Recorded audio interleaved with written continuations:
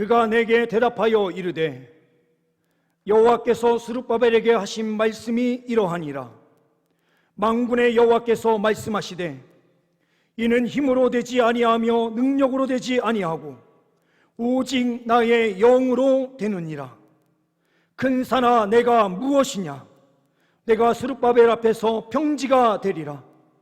그가 머릿돌을 내놓을 때에는 무리가 외치기를 은총이 그에게 있을지어다 하리라 하셨고, 여호와의 말씀이 또 내게 임하여 이르시되 스룹바벨의 손이 이 성전의 기초를 놓았은즉 그의 손이 또한 그 일을 마치리라 하셨나니 만군의 여호와께서 나를 너희에게 보내신 줄을 내가 알리라 하셨느니라. 작은 일의 날이라고 멸시하는 자가 누구냐? 사람들이 스룹바벨의 손에 다림줄이 있음을 보고 기뻐하리라. 이 일곱은 온 세상에 두루다니는 여호와의 눈이라 하니라. 아멘. 먼저 옆에 분들과 함께 손을 흔들어 인사하는 시간 갖도록 하겠습니다. 사랑합니다.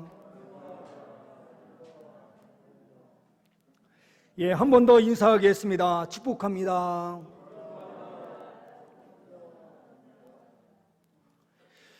이 시간 함께 예배하시는 우리 온 성도들 위해 주의 영이 충만하신 은혜를 누리실 수 있는 역사가 있기를 간절히 소망합니다.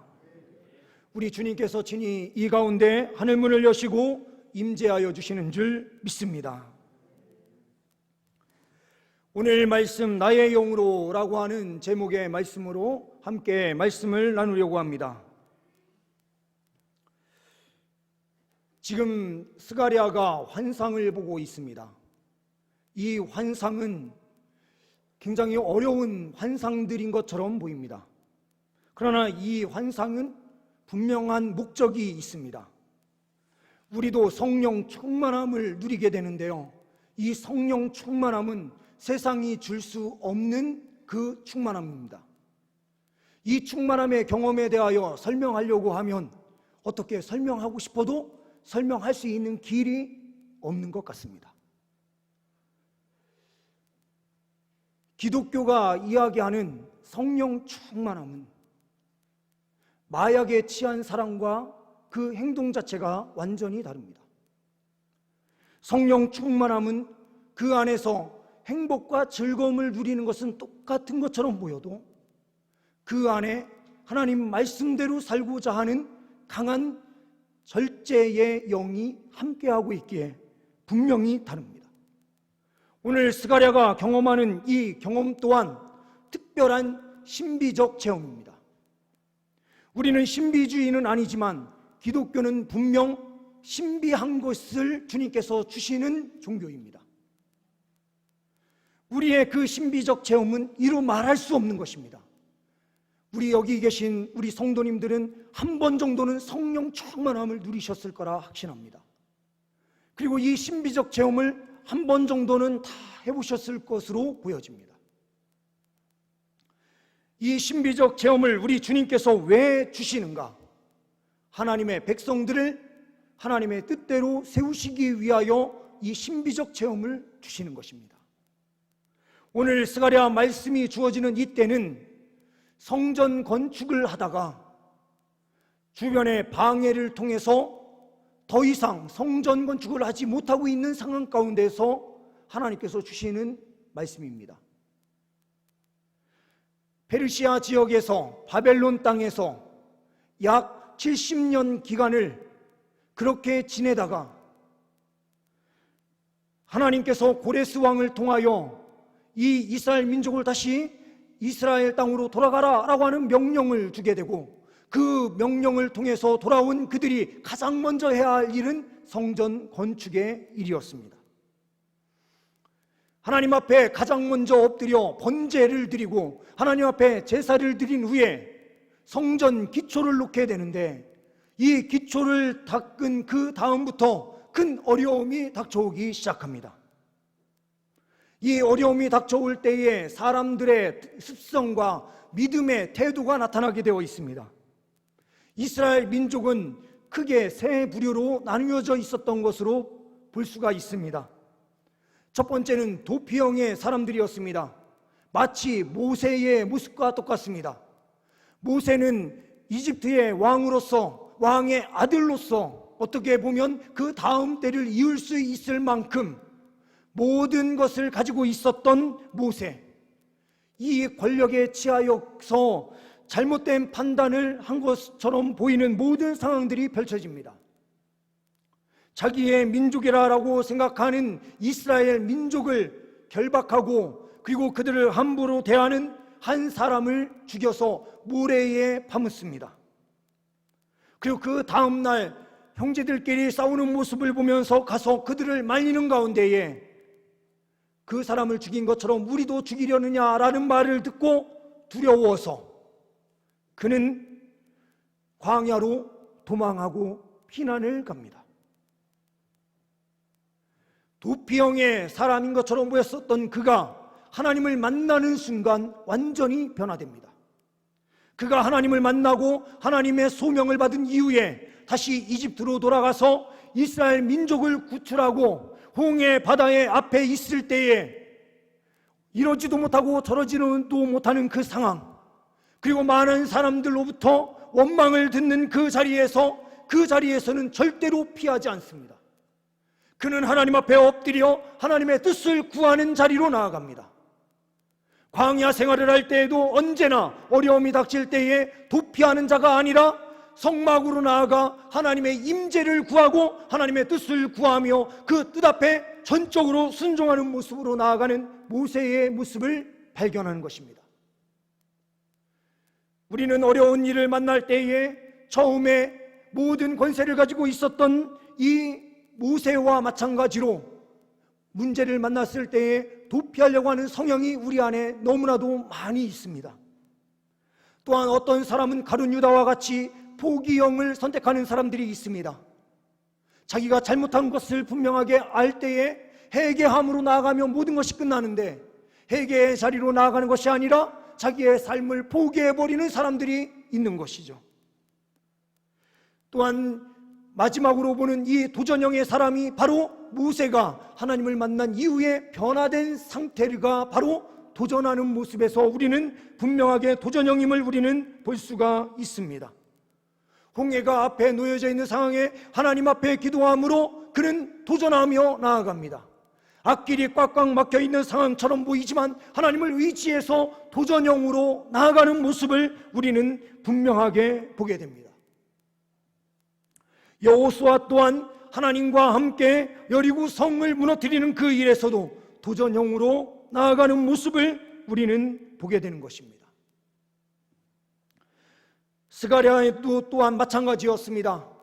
선지자인 그가 모든 것을 포기하고 싶을 때에, 그리고 이 이스라엘 민족을 이끌어가는 스룹바벨, 총독으로서 있는 이 스룹바벨이 모든 것을 포기하고 싶은 그 상황 가운데 놓여져 있는 이 상황, 이것도 1, 2년도 아니고 약 16년이라고 하는 긴 시간 동안 성전의 건축은 다 멈추어져 있고 아무것도 할 수 없었던 이 상황 가운데 있는 상황에서 또 어떻게 하면 이 상황을 뚫고 나아갈 수 있을까 생각하는 사람들이 있는가 하면 모든 것을 포기한 사람들이 있습니다.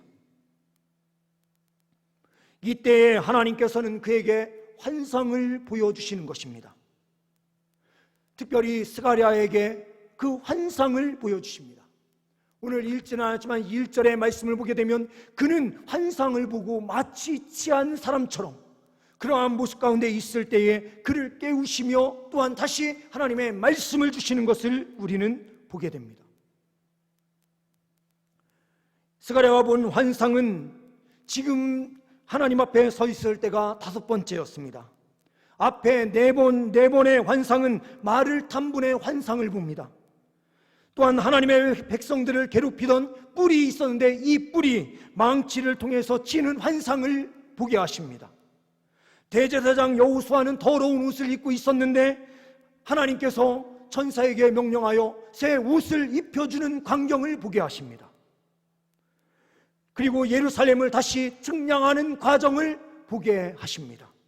이것을 통하여 하나님의 뜻이 무엇인가, 이스라엘 백성들이 무너져 있는 그 상황으로 그냥 방치하는 것으로 그치는 것이 아니라 하나님께서 다시 일하신다라는 것을 환상을 통하여 분명하게 보게 하십니다. 그러면서 스가랴에게 명령합니다. 스룹바벨에게 가서 이 말을 그대로 전하라. 여호와께서 스룹바벨에게 하신 말씀이 이러하니라. 만군의 여호와께서 말씀하시되 이는 힘으로 되지 아니하며 능력으로 되지 아니하고 오직 나의 영으로 되느니라. 하나님의 영은 결과를 바꿉니다. 하나님의 영이 임하는 순간 그들이 열매처럼 내놓았던 모든 결과들이 완전히 바뀌는 것을 보게 됩니다. 지금까지는 포기의 열매였습니다. 기초만 놓은 아무것도 안 되는 상황이었습니다. 그러나 하나님의 영이 임하는 순간 강력한 역사가 나타나게 되는 것입니다. 링컨 대통령이 되었을 때에 한 신문 기자가 그에게 질문을 합니다. 당신은 어떻게 하여 매 순간순간 승리할 수 있었습니까? 그리고 어떻게 이 자리에 있을 수 있었습니까? 그 성공의 비결을 묻습니다. 그때 링컨은 이렇게 답변합니다. 그 비결은 간단합니다. 나는 너무나 실패를 많이 하였습니다. 내가 실패할 때마다 마귀는 내 귀에 이제 그만 포기해. 너는 더 이상 할 수 없어 라고 계속해서 속삭였습니다. 이제 끝장이야 라고 말하는 소리가 계속해서 들렸습니다. 그때마다 성령님께서 내게 오셔서 이렇게 다시 말씀하시는 것을 체험했습니다. 실패의 경험을 많이 쌓았으니 그것을 교훈 삼아 다시 시작하라. 가감히 도전하라. 나는 마귀의 속삭임보다 성령의 음성을 따랐습니다. 지금 내가 이렇게 된 것은 바울의 말대로 하나님의 은혜입니다. 성령은 우리에게 포기하라라고 말씀하신 적이 한 번도 없습니다. 성령이 오시면 우리에게 때로는 기다려라라고 하는 답변을 주실 때가 있기는 하지만 포기하라, 너는 더 이상 할 수 없다라고 말씀하신 적이 성경 말씀에 단 한 번도 없습니다. 또 그만해, 이렇게 말씀하시는 하나님이 아니십니다. 특별히 스룹바벨이 포기하고 더 이상 아무것도 할 수 없습니다라고 말하고 있는 이때에 주님께서는 말씀하십니다. 이는 힘으로 되지 아니하며 능력으로 되지 아니하고 오직 나의 영으로 되느니라. 그러나 우리 그리스도인들은 반드시 생각해야 될 문제가 하나 더 있습니다. 바로 나의 영으로라고 하는 이 단어의 앞에 이는 힘으로 되지 아니하며 능력으로 되지 아니하고 라고 하는 이 말을 잘못 해석하는 사람들이 있습니다. 이는 힘으로 되지 아니하고 능력으로 되지 않는다라고 하는 이 말이 있기에 우리는 아무것도 해서는 안 돼, 오직 하나님께서 다 하실 건데 우리가 무엇을 하려고 그렇게 행동으로 옮기고 있느냐? 그러나 이 말은 그 뜻이 아닙니다. 우리가 가진 힘으로 최선을 다해서 일을 합니다. 능력으로 최선을 다합니다. 그런데 되지 않을 때에 포기하는 길이 아니라 그때에 하나님 앞에 간구하는 길로 나아가고 하나님께서 더딥혀 주시는 주의 영으로 힘입었을 때에 모든 것이 가능케 된다라고 하는 말씀입니다. 유다 민족이 처해 있었던 상황은 적들의 방해뿐만이 아니었습니다. 이 주변을 둘러싸고 있었던 아수르 에살핫돈이 이주시킨 이방 민족이 주변에 가득 차여져 있었고 사마리아 그리고 암몬, 모압 등 그 주변에는 대적들이 수없이 많았을 뿐만 아니라 또한 그 안에 70년의 포로 생활을 마치고 그들은 모든 것을 다 팔고 돈으로 바꿀 것은 다 바꾸고 그렇게 한 이후에 이 예루살렘 땅으로 와서 16년의 기간이 지나는 동안 그들은 가지고 있는 모든 것도 다 어떻게 보면 탕진한 상태가 되었습니다. 자기의 집을 짓고 그리고 새로운 것을 만들어가는 과정에 자기가 가지고 있었던 모든 것을 다 투자한 상태인지도 모릅니다. 그래서 주님 성전을 위해서 쓸 만한 돈도 없었습니다. 그들은 더 이상 세울 만한 능력도 없었습니다. 그런데 더 큰 문제가 그들 안에 도사리고 있었습니다. 그 문제는 무엇입니까? 바로 성전 건축의 필요성을 전혀 인식하지 못하는 상황 가운데 있었던 것입니다. 어떤 사람들은 이렇게 이야기합니다. 꼭 성전을 지어야만 하나님 앞에 예배할 수 있어? 그냥 대지에 제단을 쌓고 그냥 하나님 앞에 번제를 드려도 우리가 처음 돌아와서 그렇게 처음 드렸던 것처럼 하나님 앞에 예배를 드려도 얼마든지 하나님의 임재가 우리 안에 있었는데 굳이 성전을 그렇게 지을 필요가 있느냐?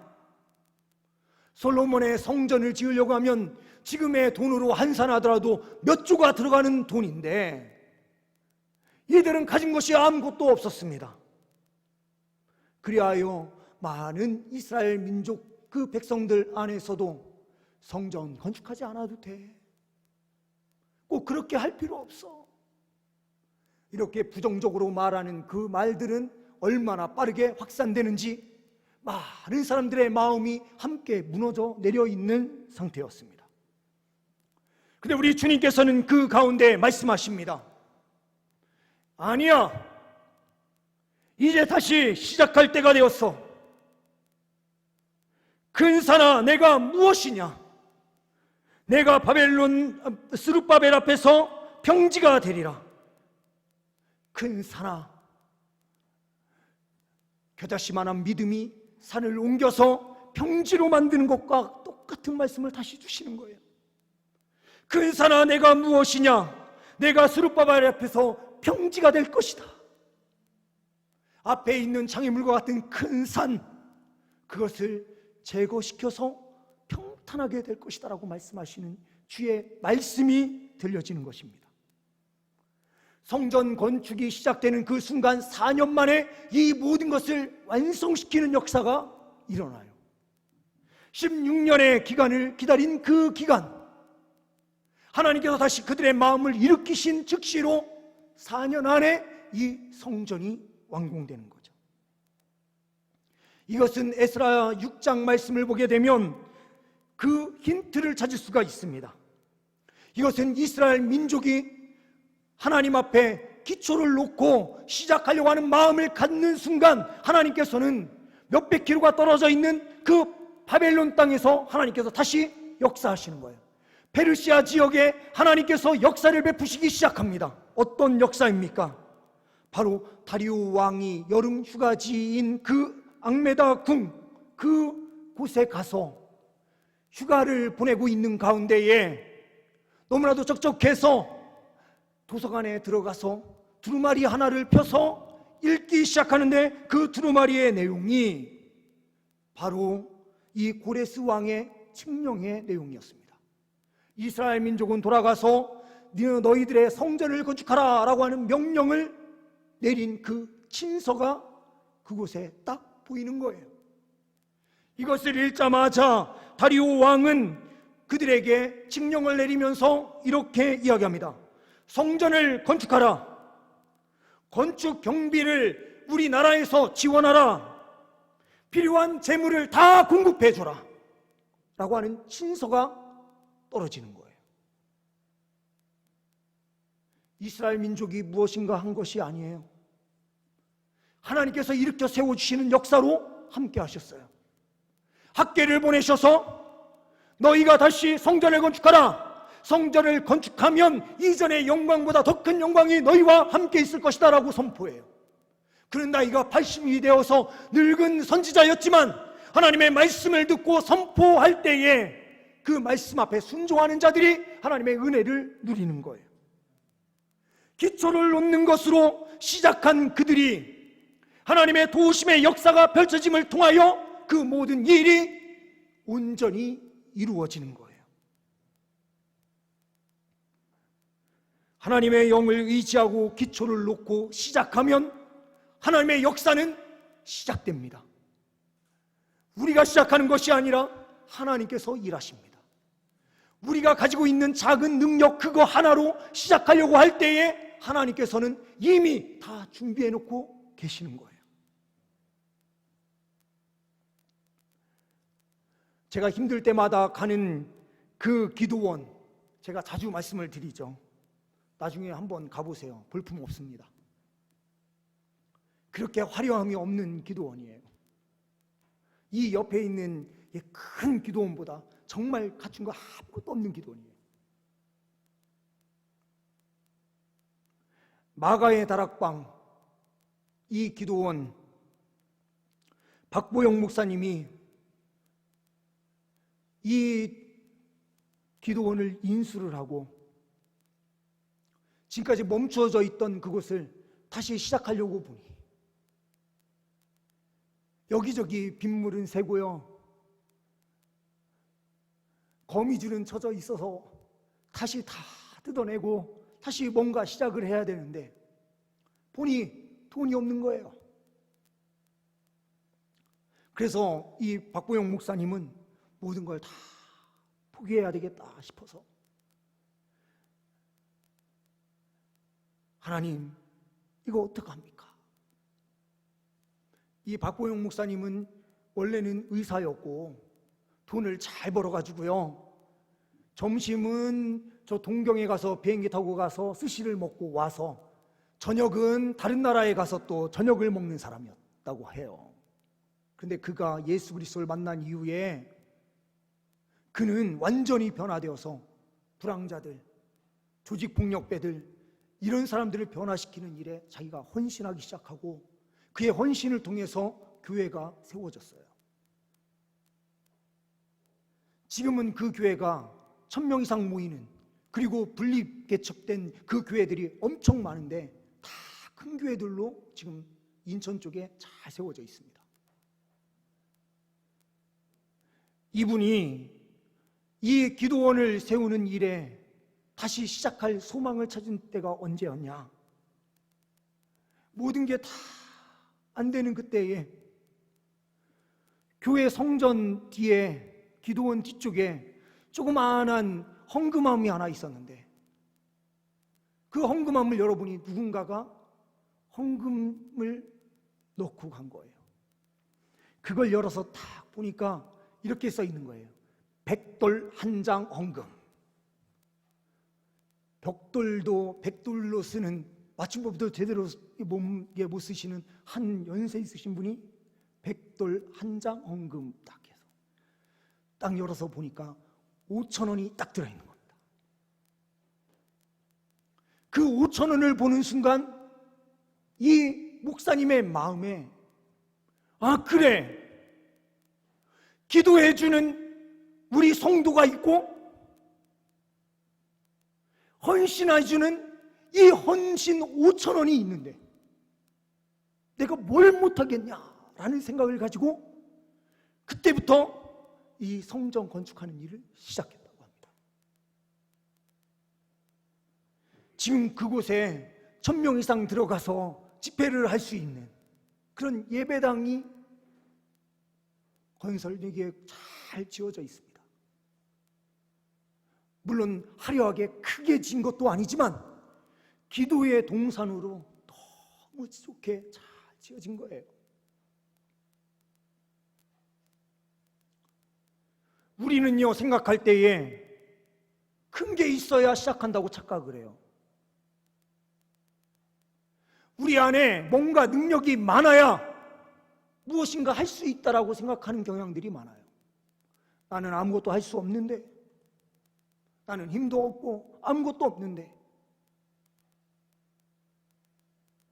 하나님의 영은 작은 일에 최선을 다하는 삶이 있을 때에 그때부터 강력하게 역사하십니다.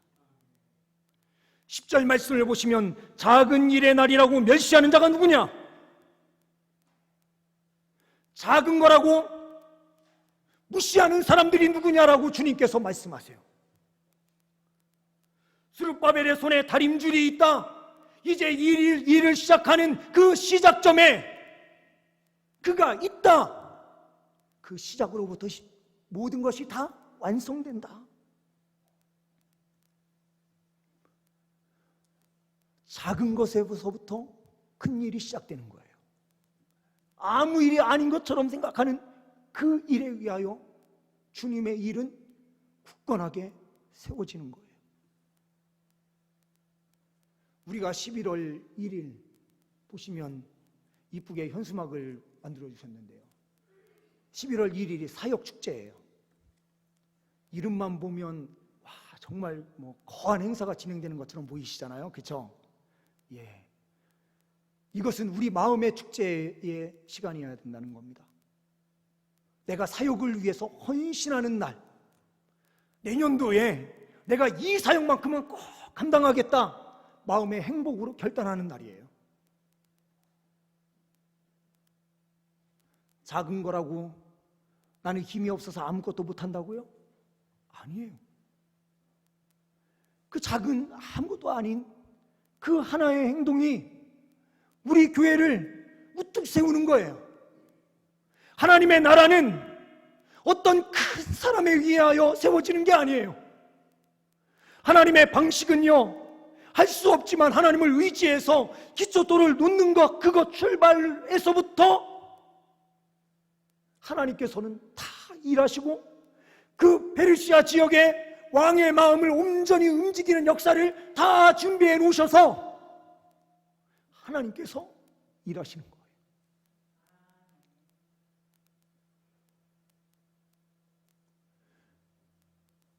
하나님의 영은 이 작은 일을 기쁨으로 받아들이시는 한 분을 통해서 하나님의 역사는 온전히 이루어집니다. 지금까지 우리 교회의 성도님들이 이러한 헌신을 해주셨기에 지금 이 자리까지 왔다는 것도 충분히 잘 압니다. 근데 지금 다시 일어서야 될 때예요. 한국교회는 코로나19의 상황을 맞이하면서 패배주의에 빠졌는지도 몰라요. 어떻게 해야 될지도 모르는 상황 가운데 놓였는지도 몰라요. 그런데 주님께서는 우리에게 말씀하십니다. 네가 하는 일이 아니야. 작은 주춧돌 하나 놓는 것을 믿음의 행동으로 나아가. 그럼 내가 그 위에 성전을 세우겠다라고 말씀하시는 거예요. 한국교회가 내가 한다는 생각을 가지니 포기하게 되고 눈치를 보게 되고 자꾸 다 내려놓게 되는 것 같아요. 그런데 주님을 의지하고 주님께서 말씀하시는 바대로 다시 일어서는 자가 되면 여호와의 눈이 우리와 함께하고 있음을 확신하게 되면 주님의 보호하심과 인도하심이 끊임없이 우리 가운데 일어날 것입니다. 그러므로 우리의 힘이 아닌 주님께서 하시는 일을, 그 역사를 우리가 분명하게 볼 날이 분명하게 있을 줄 믿습니다. 우리는 다만 헌신을 결단하고 그 믿음의 행동, 머릿돌 놓는 그 하나를 우리가 행하면 됩니다. 예수 그리스도께서 머릿돌 놓는 그 하나를 행하심을 통하여 우리 온 인류에게 구원 역사를 베풀어 주셨듯 우리 또한 작은 그 일인 것처럼 보이는 믿음의 행동 하나만 하고 나아가면 주님께서 우리에게 강력한 은혜의 역사를 펼쳐주실 줄 믿습니다. 이 믿음으로 전진하시는 주의 백성들 다 되시기를 소망합니다. 이것은 교회의 일뿐만이 아니라 우리 모든 성도님들의 가정도 마찬가지입니다. 우리 주님께서 그 믿음의 행동 하나를 통하여 가정을 우뚝 세워주실 줄 믿습니다. 이 은혜를 받아 누리시는 주의 백성들 다 되시기를 간절히 소망합니다. 기도하십니다.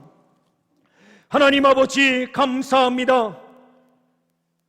우리에게 믿음 주시고 우리를 다시 일으켜 주셔서 소망 가운데 나아가게 하여 주시니 감사합니다. 주님 기초를 놓는 그 일 시작할 때에 하나님께서는 완성의 역사로 함께하여 주실 줄 믿습니다. 우리 교회 위에 함께하여 주시고 우리 온 성도들의 가정 위에 함께하여 주옵소서. 주님 역사를 베풀어 주옵소서. 우리 주 예수 그리스도의 이름으로 기도하옵나이다. 아멘.